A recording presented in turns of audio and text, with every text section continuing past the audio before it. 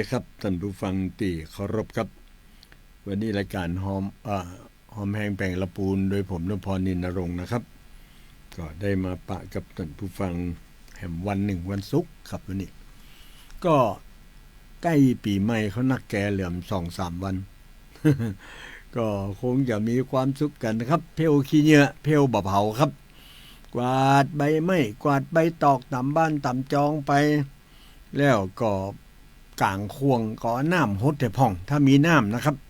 เอาน้ำหดกลางควงหดก็ไม่ไปตัวมามีการอย่างนี้แหละครับโดยเฉพาะผู้สูงอายุก็หดน้ำไปกวาดขี้เหงื่อไปบ้านก็สะอาดเอี่ยมนะครับปีใหม่แล้วก็คือใหม่ตึงใจใหม่ตึงกายนะครับก็ตัวอันเพลงที่เป็นปากันไปเอาจังไม่ทุกอำเภอนะมันมีสาวห้างลีเนาะ สาวห้างดีอ่ะเนี่ยคนไตใหญ่เวลาเป็นชมก็โอ้ยน้องนี่ห่างหลีจะแตะเนี่ยก็เนี่ยครับแล้วหลังจากนั้นก็แต่ว่านี่ก็ปะข่าวแม่ล่านามนนะครับแล้วก็แม่ยายอันทุกันธานุปากรอายุ88ถ้าจะเต่ากัน2 ตันนี่นะ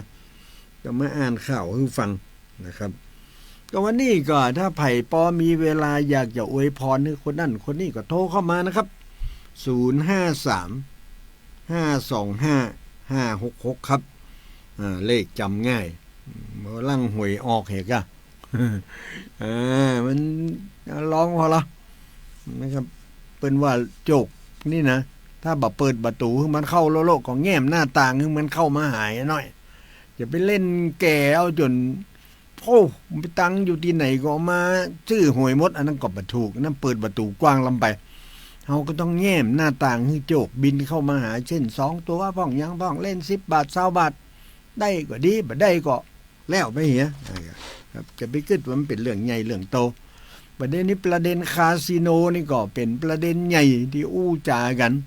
คนฮักคนหุมเป็นห้องว่า2 คนยนต์ตามช่องคนหนึ่งมองเห็นโคลนตมอีกคนตาแหลมคมมองเห็นดาวอยู่พลาวพลายจ้องเดียวกันหูเดียวกันมันมองบ่เหมือนกันครับพี่น้องบางคนก็มองว่าคาสิโนเนี่ยถ้าเอาไปไว้ที่ทุ่งกุลาล่องให้คนก็ขี่รถเข้าไปยากหน่อยคนจะไปต้องมีสตางค์คนจะไปต้องมีทุนทรัพย์ก็ขี่รถเข้าไปนอนเนี่ยคืนไปแอวไปแหวงเอาตังค์ไปจ่ายไปหมุนประเด็นมันคือว่าคาสิโนนี่มันจะเสียภาษีเท่าใดสมมติเอาตังคนรวยมาช่วยคนจนอันนี้คือมุมมองของคนที่เป็นมองว่าการพนันมีถึงโลกแต่มูหนึ่งก็บอกว่าการพนันเข้ามาคนไทยไหลไปเล่นกันโล อันนี้ต้องไปว่าเปิ้นนะครับก้าบ้านเฮางานศพงานสากบ่อนวิ่งถึงวันนี้ก็เต็มบ้านเต็มเมืองแล้วก็ตึงบ่ได้สตางค์ก็มันสักบาทตึงบ่ได้ภาษีอย่างสักบาทคนก็ปากันไปเสี่ยงสตังค์ ประเด็นสำคัญก็คือแถวมาเลเซียสิงคโปร์พม่ารอบๆใกล้ๆเนี่ยไปพอได้ไปนับคนได้เลยว่าคนไปเล่นเป็นไผคนไทยทั้งนั้นครับ อันนี้เขาก็เลยหันความจริง2 ด้านเนาะเป็นยังครับแล้วแต่ไผจะล้นลงชอบบ่ชอบไปยกป้ายยกอย่างก็ตามใจเถอะ ผมนี่ตึงว่าเพราะคนไทยนี่มันชอบเสี่ยงโชคอยากได้ข่าวว่าลูกตกขึ้นใดว่ะพูดตัวแม่มันกำลังจะโล่นครับโอ้แม่ป่อมันบอกว่าฟังยังก่อนพอก่อนมันจะเป็นเลขยังอีหล่อ ก็หมายความว่าลูกตกเงินแล้วยังบอกมันจะเป็นเลขยังอยู่อ่ะเนี่ยมันหุ่มเล่นเนี่ยก็ถึงจ้างว่าล่าต่ำล่ามมีอย่างเล่นรถไก่ไปไก่มาเนี่ยตายใต้รถกันเนี่ยนะครับมันจะเป็นเลขคู่ก็เลขขี้ก็กินสตางค์กันอันนี้ผมจุ่มว่าพระพุทธเจ้าได้กำหนดเรื่องนี้มา 2,500 กว่าปีก็ยังไม่เคยหายไปจากโลกมนุษย์นี่เลยปลายปอซ้ำจะมั่งคั่งยิ่งขึ้น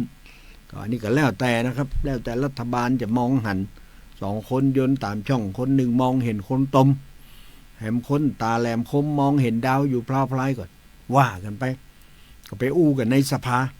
ถ้าเสียงฝ่ายไหนนักก็หมายความว่าประชาชนหันตัวสสแล้วนั่นน่ะเนาะครับวันนี้ผมอยู่กับคุณลือชาคงละกรรมเช่นเคยนะครับคุณลือชาเป็นว่าเปิ้นข้อ สุมาเด้อมันเป็นภาษาบ้านเฮาเป็นห้องว่าปวดเหนี่ยวคันน่ะ อู้กันตะกี้เพราะนั้นไผมียาเกี่ยวกับนิ้วกับอย่างก็โทรมาบอกห้องก็ได้นะครับครับวันนี้นี่ก็จะมีเรื่องราวเพี้ยวบะเผาขึ้นต้นอีกสักหน่อยโครงการเพี้ยวบะเผาเป็นความร่วมมือของสถาบันวิจัยอริพุนชัยกลุ่มละปูนหอมปอยกลุ่มสปิริตออฟละปูนกลุ่มผู้สูงอายุกลุ่มหลายๆกลุ่มพร้อมอกพร้อมใจกันว่าเฮาเพี้ยวแล้วบะเผานะครับตั้งมาเดียวนี้ไปลมมันจะมา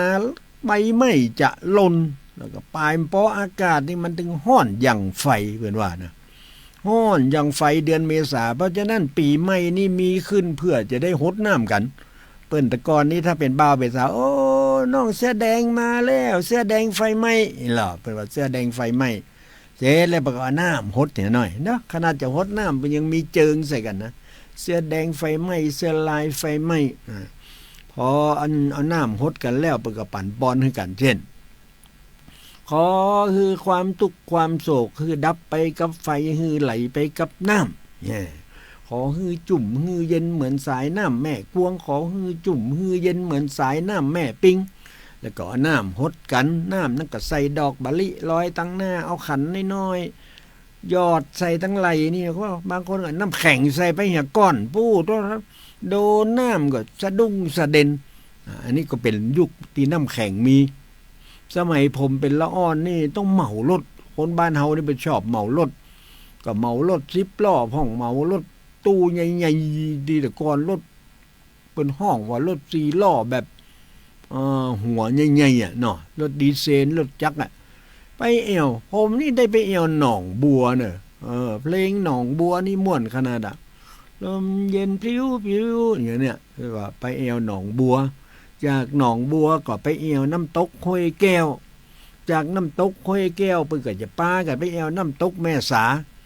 สำหรับคนที่ไปน้ำตกแม่สาก็เลือกแม่สาถ้าไผบ่ไปก็ต้องไปน้ำตกแม่กลางจอมตองเพราะมันคนละต่างกันมันไกลกันนะแล้วคนละปุ้นจังไม่ก็เอวกันอย่างนี้แหละครับม่วนงานบ้างพ่องก็ไปวัดดอยสุเทพไปวัดพระสิงห์วัดเจดีย์หลวงก็เอวอย่างนี้แหละครับโอ้ทั้งนอกอำเภอรอบนอกนี่มีไผเอวนะครับมูรอบนอกนี่ไหลเข้าเวียงติ๊กหมู่ในเวียงก็คนมาคอนกันคูเวียงเชียงใหม่นี่โอ้คนเต็มหมดแล้วก็เพลงมันม่วนหรอเพลงป่าซางกลางใจพ่องเพลงสันกำแพงพ่อง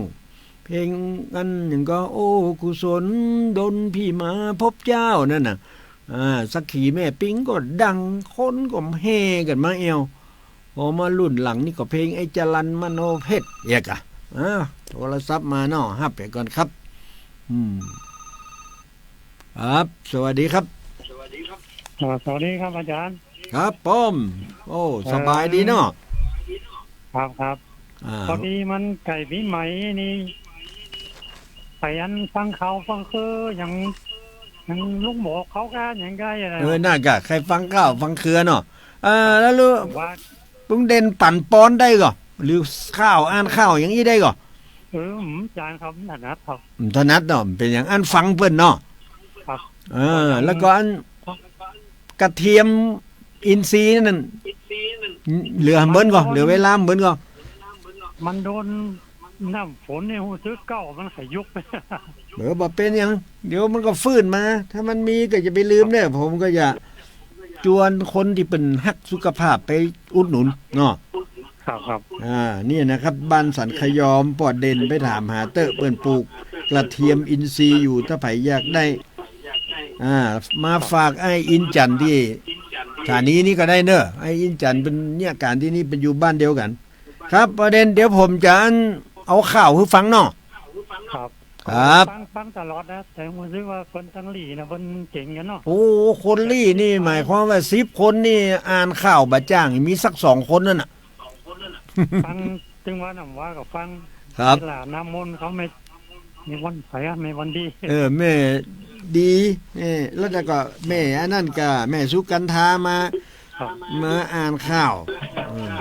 ครับวันนี้จะให้ฟัง2 คนเนอะประเด็นเนอะรอฟังเนอะครับสวัสดีครับบรรยากาศเนาะครับผมบรรยากาศปีใหม่ขอให้ม่วนนึงงานเนอะ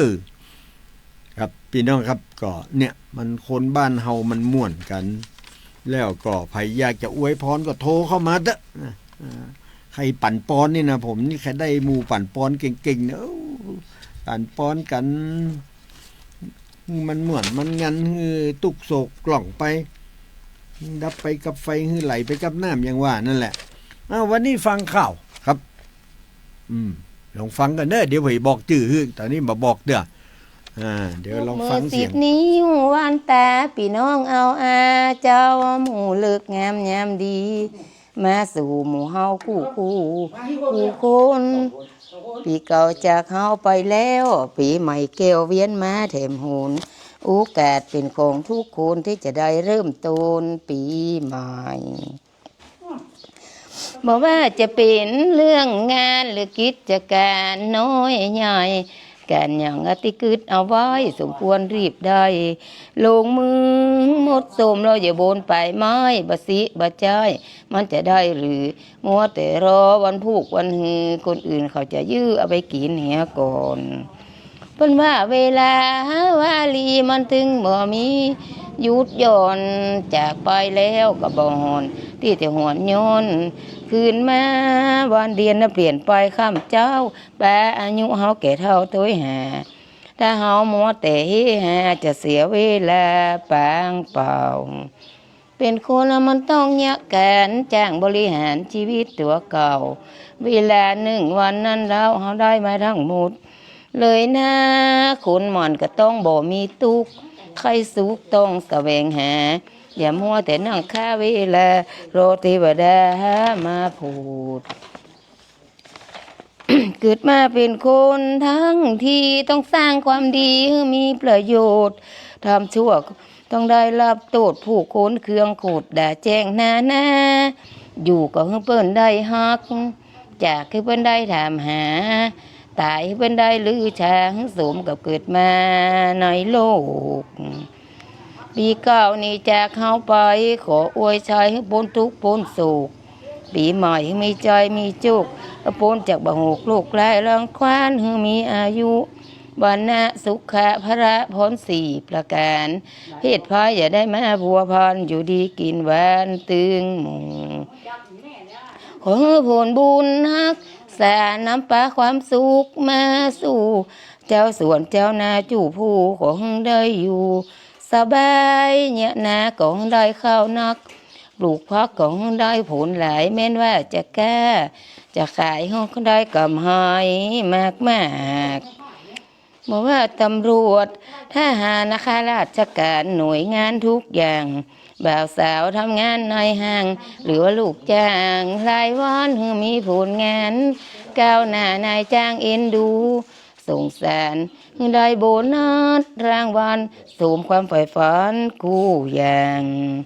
ขอให้ร่ำรวยเงินทองคุณพระคุ้มครองบ่ห่างบ่าวเท่าสาวคืนไม้ห่างขอให้ปะกู้ข้างดีๆขอให้ฮักกันแน่นแฟ้นมันคงเหนียวแน่นตลอดทั้งปีมีลูกขอให้เป็นคนดีสุขีสวัสดีปีใหม่จะขอเชิญชวนน้าหมู่มวลปีน้องก็ฟังทำนองพระมาโซ่เพลงดนตรีมันเลงม้วนงานบ่อน้อยแจ้งโซหม่อนน้อยจะขอเชิญชวนบ้ากันสมพรนาลาปูนเมียงแก้วงดงามเลิศแล้วเลี้ยงจื้อลือไก่หาลีบุญใสเดิมหมอนก้อนต้นบันกว่า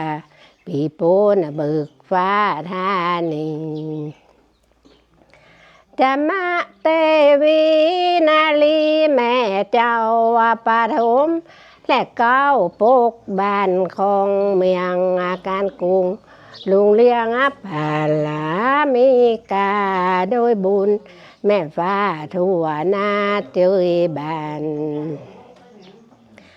นามัดสาการมือสารกาบไหว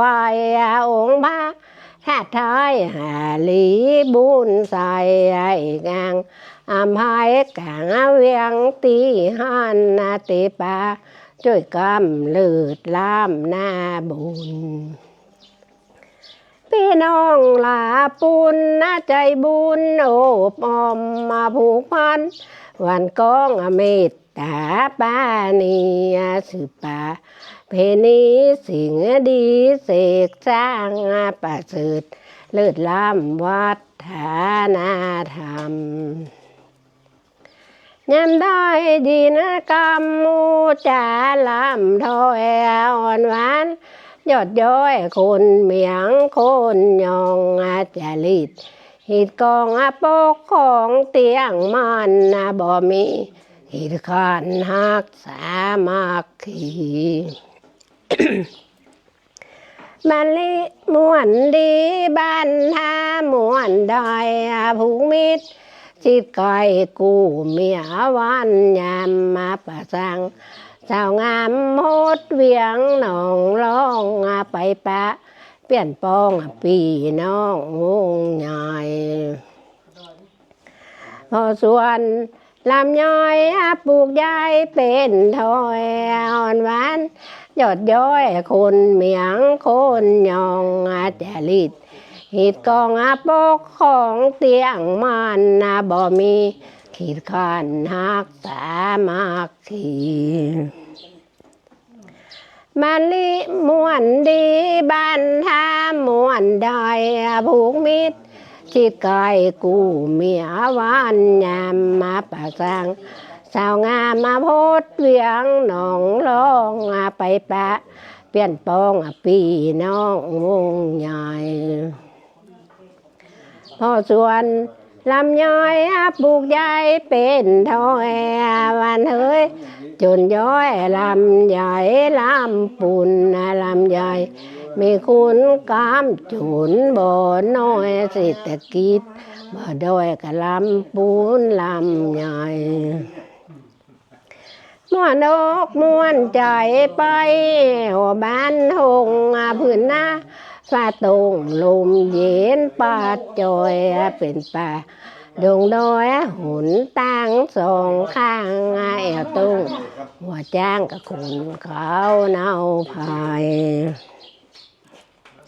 น้ำตกเย็นใสลินไหลก้อยกิ่งแดนดิน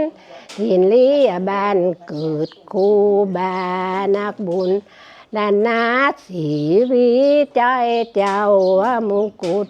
ต้นเต้าก็โดยลดผ้าธรรมขอผ้าธาตุองค์คำปกงามโหมเก่าพระรอดนั่นเล่าจื่อเสียงโด่งดังศักดิ์สิทธิ์แสนขังคุ้มของปกป้องรักษาพี่น้องก็ทุกท่านรับฟังบุญเมียงงามทั่วความเขตทองขอจนพี่น้องก็ทุกท่านมาเดียนหมดได้ในเมียนามากขานายินดีต้อนรับกับพี่น้องกู้คนวางเพลงยอดครับก็เด็ดแต่นะครับ2ตันนี่นะตันแรกเป็นเอากำบักเก่าเอากำที่เป็นบอกว่าเนี่ยก็ในข่าวเพิ่นจาดหลายกำเช่นเป็นคนต้องแยกการรู้จักบริหารตัวเก่านะเกิดมาเป็นคนทั้งที่สร้างความดีมีประโยชน์เนี่ยข่าวเพิ่นจะบอกว่าอีกเวลาอยู่ก็คือเปิ้นฮักเวลาจากก็คือเปิ้นอะไรเอาเขาทุกอยากก็อย่าได้มาพัวพันให้อยู่ดีมีกินด้วยกันตึงหมู่นะครับแม่นว่าจะกล้าจะขายก็คือได้กำไรมากๆสำหรับคนที่เนี่ยการทำงานก็คือผลงานก้าวหน้าเจ้านายเอ็นดูสงสารนี่หรอนี่ท่านนี่ชื่ออันอีปีคนเกยหันหน้าชื่อเพิ่นนี่นะชื่อเพิ่นอ่านข่าวว่าคนเกยหันหน้าบ้านอยู่แม่วางพัฒนาอันนี้อายุน้อยเหลือเปิ้นคนนี้นะอายุ67ปีทองม่วนปีม่วนโปทาวินนะครับอายุ67ปีโอ้อ่านข่าวม่วนเป็นนักอ่านข่าวมืออาชีพนะครับสำหรับท่านที่2นี่เป็นอีแม่บัวผันยศจายสุรินทร์ อันนี้อายุ71 ปีก็มาจวนแอวละปูนบอกว่ามาลีม่วนดีบ้านทาม่วนได้มาแอวลี่ม่วนดีบ้านทาม่วนได้ป่าสางสาวงามพดมาเวียงหนองล่องโนแล้วก็ลำไยลำปูนเนี่ยโอ้บะใจของสะหน่อยหวานเฮียจนยดย้อยลำไยละปูน หวานเฮยจนย้อยลำไยละปูนนั่นนี่สุดยอดนะเพิ่นบอกนะถ้ากลับมาแอวมาบ้านมาแอวปีไหนก็จ้างนะครับ ก็มันม่วนใจก็ไปแอวบ้านโฮงก็หันตีกลางตงเนี่ยไปพดไปตรงหัวจ้างก็เป็นทินเขาแนวไพล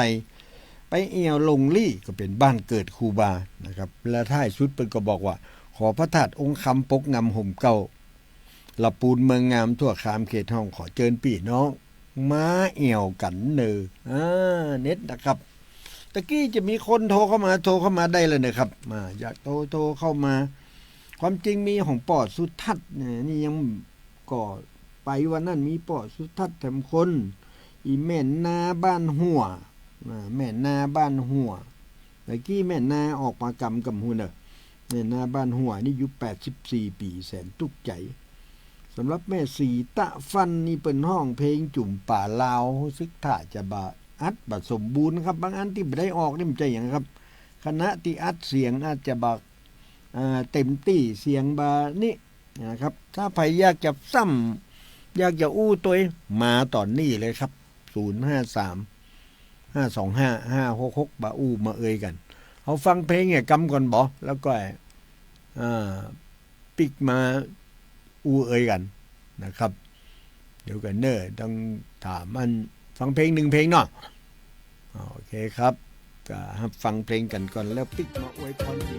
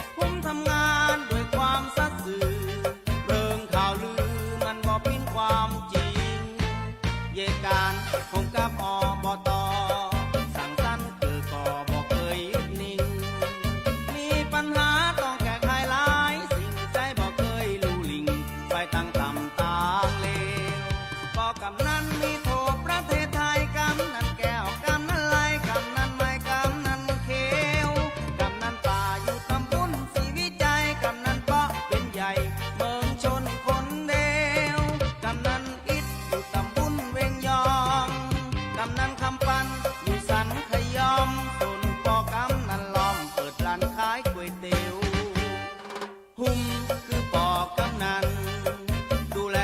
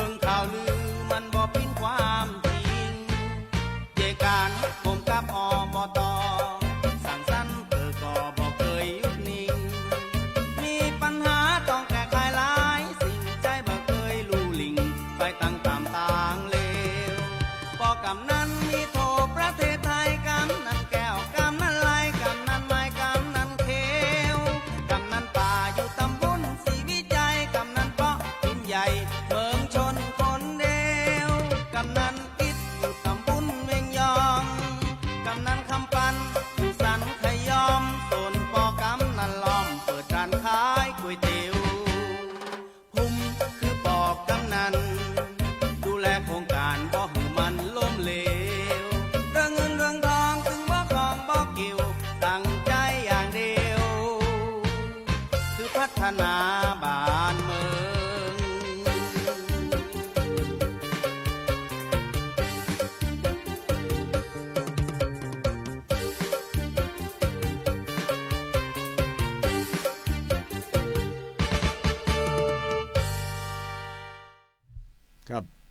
ท่านผู้ฟังครับอันนี้อาจารย์ชิงชัยอาจารย์ชิงชัยนี่เป็นนักแต่งเพลงชื่อดังของลำพูนนะครับเนี่ยก็ถือว่าสุดยอดแต่ก้อนนี่เวลาเป็นแต่งเพลงคนหลายดอยสมัยนั้นเคยทำงานดีตรงหัวจ้างด้วยกันอาจารย์ชิงชัยก็เลยกลายเป็นนักเพลงชื่อดังเพลงดังของเปิ้นแอวปอยโลงบ้านวังสะแกงเนาะก็ปีใหม่นี่ก็อย่าเปิดกันเด้อเนอะเพลงอันนี่นะครับวันนี้ถ้าไผ่ไปแอวกาดก้อมหลิพุนชัยกาดหน้าวัดนะครับอยากจะบอกกาดหน้าวัดพระธาตุหลิพุนชัยจะมีพักไม่ใส่เครือจะเอาไปใส่ห่อนึ่งแกงโหอย่าเอาไปเนี่ยอย่างไปซื้อได้เลยนะครับซื้อ100ราคาเปิ้นเนี่ยนะถ้าซื้อครบ100เนี่ยเปิ้นอย่าลดราคาคือ20 บาทเน้อก็บอกกันทั่วบ้านทั่วเมืองเนี่ยไปเอวหน้าวัดพระธาตุหลิพุนชัยวันนี้นี่หมู่แม่ก้าแม่ขายจากต่างอำเภอเปิ้นเอาครัวมาขายกันนะครับก็มีน้องสายล่าน้องดาน้องจุ๊บแจงอยู่ขนาดน้องดาน้องสายล่าน้องจุ๊บแจงป้านันอย่างพวกเนี้ยอยู่กันแล้วตอนกลางวันจะมีขนมเส้นของแม่นุกนิกแม่ของนุกนิกนะครับมีขนมเส้นจากบ้านม่วงอันนี้ฝีมือเป็นลูกครึ่งนะครับลูกครึ่งอีสานมหาสารคามบุญแล้วก็ลูกครึ่งละปูนขนมเส้นคนนี่เข้าแถวกินกันเนอะอันนี้มันจะว่าอันนี้ได้เพราะอย่างครับเพราะสิ่งเหล่านี้เปิ้นเป็นมาทำงานเพื่อส่วนรวมทำงานเพื่อสุขภาพพักปลอดสารพิษกินแล้วสุขภาพจะดีนะครับ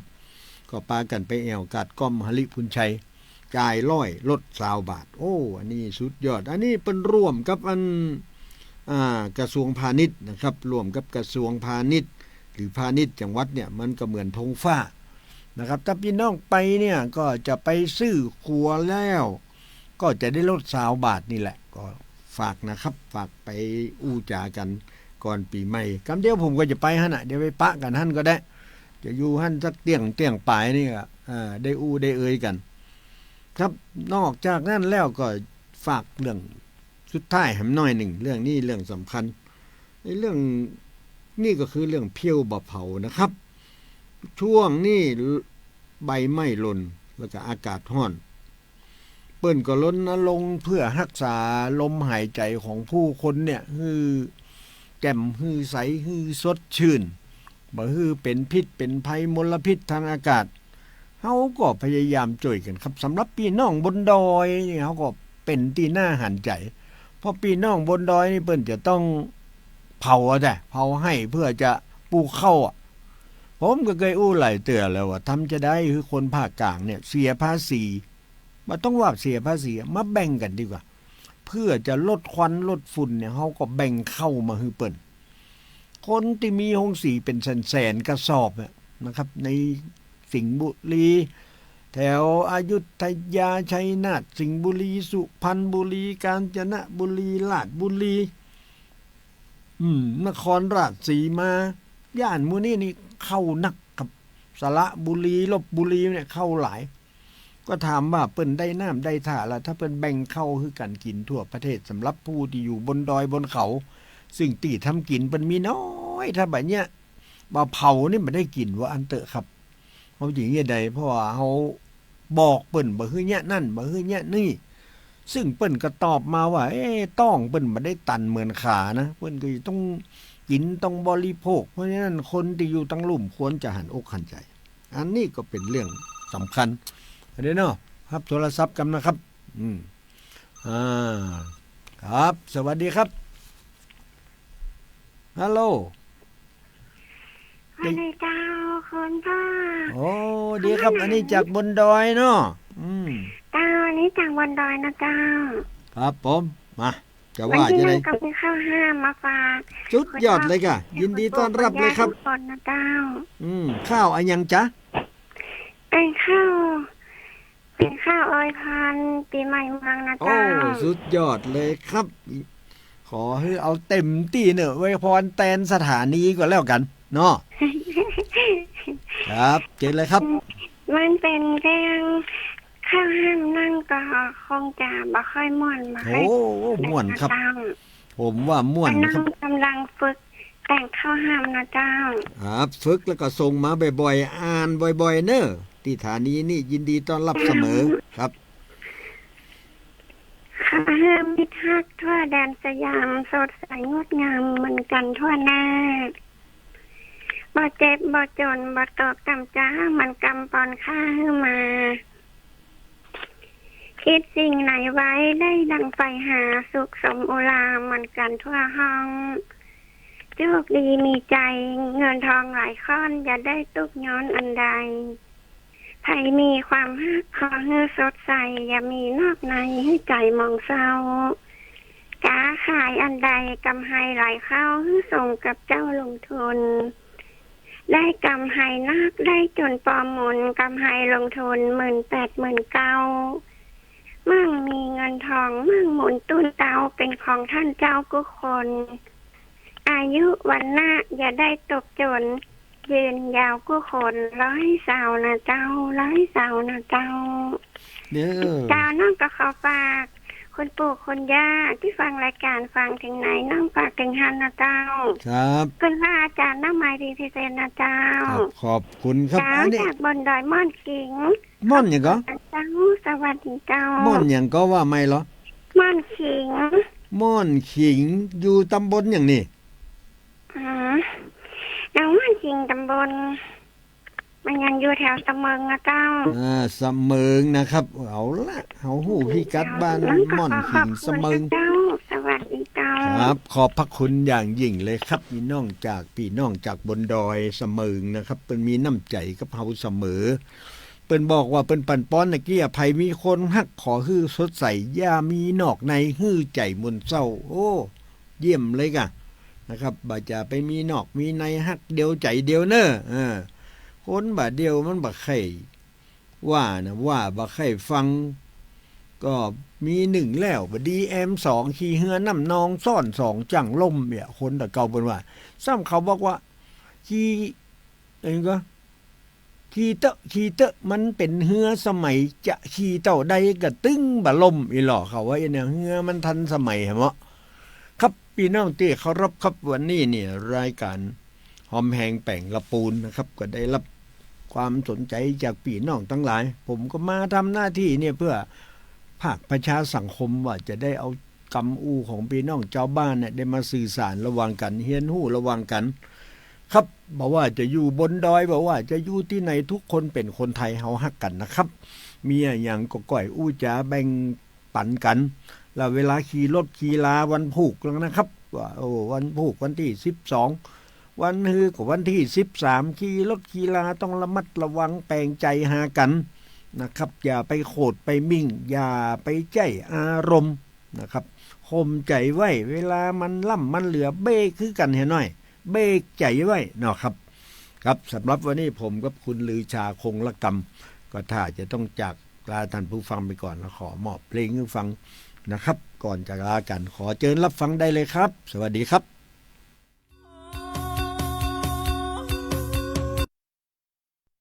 ไม่มีการถามการเสียภาษีเพราะฉะนั้นสิ่งที่เราถามคือถามชื่อนามสกุลการศึกษาเพศสัญชาติ